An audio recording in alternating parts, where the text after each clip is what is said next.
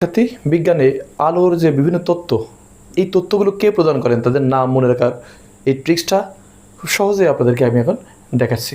তো দেখুন, প্রথমে আমরা দেখেছি যে আলোর বিভিন্ন তত্ত্বের ভিতরে একটা তত্ত্ব আছে, বিখ্যাত তত্ত্ব আলোর কণতত্ত্ব। তো কণতত্ত্ব মনে রাখার সহজ উপায় দেখেন, এখানে দন্তান্ন বা মধ্যাহ্ন আছে, এটা দিয়ে আপনি নাম শুরু করবেন নিউটন, কণা নিউটন।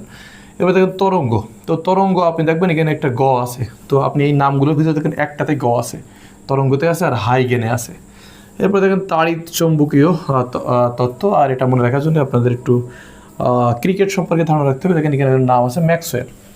তো আপনারা জানেন যে ম্যাক্সওয়েল কী দ্রুত কী পরিমাণ তড়িৎ গতিতে ব্যাট চালাইতে পারে। তো এই জন্য আমরা এই তড়িৎ থেকে আমরা তাড়িত অর্থাৎ মনে রাখার জন্য আমরা বলছি তাড়িত ব্যাট চালাতেন ম্যাক্সওয়েল।